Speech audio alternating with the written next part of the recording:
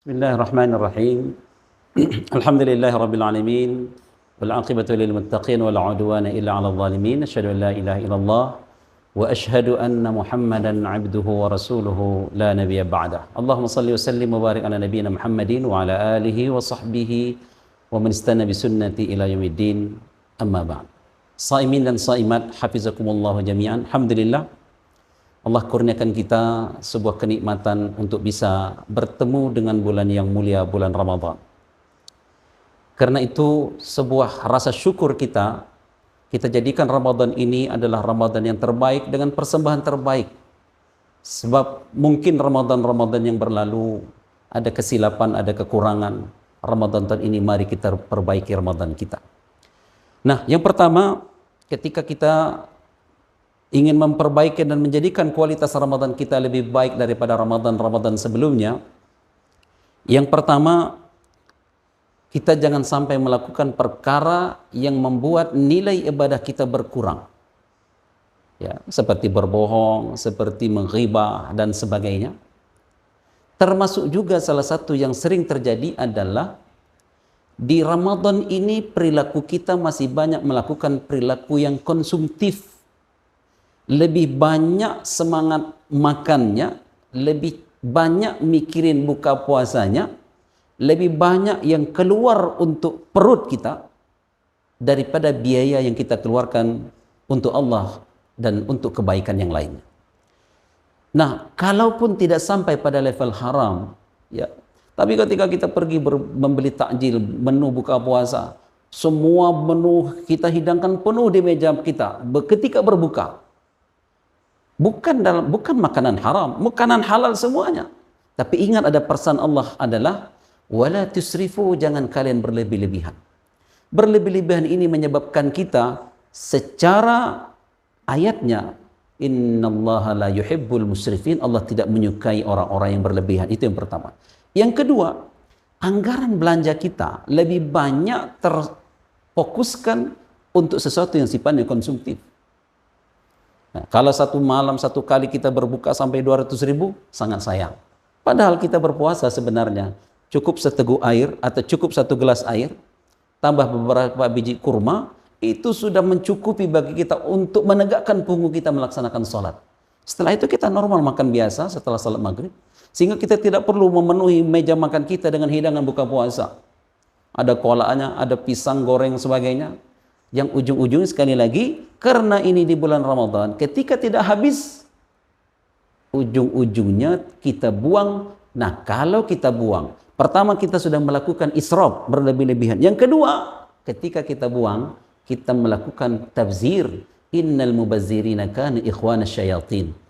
Kena lagi dengan ancaman Allah. Orang yang mubazir itu adalah saudaranya syaitan. Ya, bukan kawan setan, saudaranya syaitan.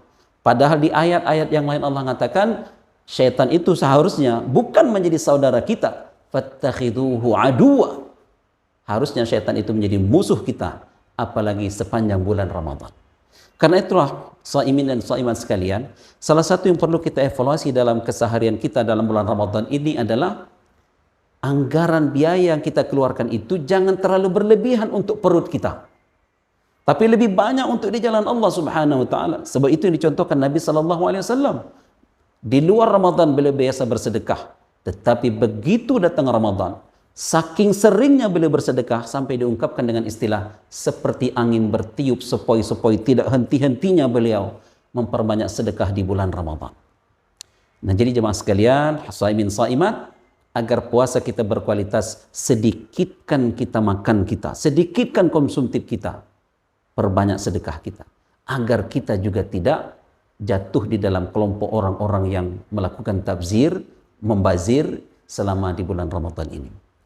Nah, shaimin dan shaimat sekalian, hafizakumullah jami'an.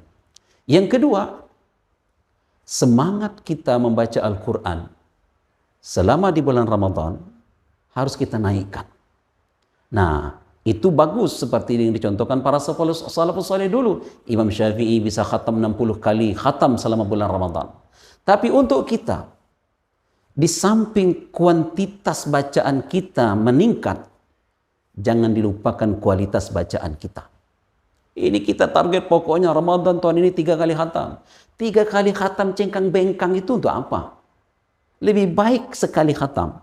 Tapi kita baca dengan pelan, kita baca dengan benar, kita baca dengan khusyuk, kita baca dengan betul-betul berkualitas. Makanya satu huruf yang kita baca akan bernilai 10 kebaikan. Nah, ini yang perlu kita evaluasi. Jangan sampai target kita hanya sekedar mengejar target secara kuantitas, lalu kita lupakan kualitas. Padahal Allah Subhanahu wa taala lebih menginginkan kualitas daripada kuantitas. Makanya Allah katakan, "Allazi khalaqal mauta wal hayata liyabluwakum ayyukum ahsanu amala." Untuk menguji siapa yang paling baik amalan, bukan siapa yang paling banyak amalan kita. Karena itu target Ramadan kita terkait dengan Al-Quran, bukan siapa yang paling banyak khatamnya, tapi siapa yang berkualitas bacaan Al-Qurannya. Nah, kalau Imam Syafi'i 60 kali, 60 kali kualitas. Kalaupun kita tidak seperti beliau 60 kali khatam, sekali khatam tidak ada masalah. Tetapi sekali khatam yang berkualitas. Satu lagi yang perlu kita catat terkait dengan Al-Quran kita. Yang penting bukan berapa banyak halaman yang kita baca pada hari ini, lalu kita target terus banyak-banyaknya.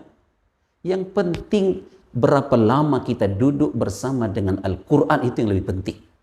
Sebab kalau kita cuma sekadar ngejar target, kelemahannya adalah begitu menjelang Ramadan, target sudah selesai. Sisa Ramadan 1 hari lagi. Kemungkinan sisa 1 hari kita santai-santai. Sebab target kita apa? Tahun ini 3 kali khatam. 2 hari menjelang Syawal, 2 hari menjelang hari Lebaran, kita khatam 3 kali. Sisa 2 hari itu kita ngapain? Dijamin semangat ibadah kita atau tilawah Al-Quran kita tidak sama lagi. Mungkin kita ingin istirahat, kita ingin santai-santai. Kenapa? Target sudah tercapai. Tapi target yang paling bagus adalah saya ingin sehari itu 1 jam minimal bersama Al-Quran. Jadi mau berapa, mau di Ramadan, di luar Ramadan, mau berapa juz, berapa. Yang penting bersama dengan Al-Qurannya.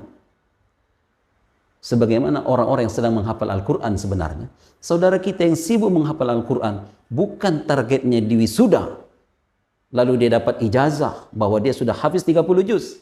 Setelah itu dia tinggalkan Al-Quran. Tetapi targetnya adalah bagaimana hari-hari dia bersama dengan Al-Quran siang dan malam. Yatlunahu ana al-laili wa atrafan nahar. Yang dia terus membaca Al-Quran di sepanjang malam dan di sepanjang siang. Karena itulah Al-Quran mengatakan, ya Allah, ketika Al-Quran menuntut kepada Allah untuk memberikan syafaat kepada ahli Quran, ya Allah, gara-gara aku, dia terhalang untuk, dia habiskan waktunya untuk membaca aku di malam dan di siang harinya. Jadi yang disebut oleh Al-Quran nanti adalah kebersamaan kita bersama dengan Al-Quran, sehingga kita layak untuk mendapatkan syafaat dari Al-Quranul Karim. Sha'imin dan sha'imat hafizakumullah jami'an. Mudah-mudahan Ramadan tahun ini kita minimalisirlah semangat konsumtif kita, lebih banyak kita pikirkan untuk sedekah dan menambah pahala kita.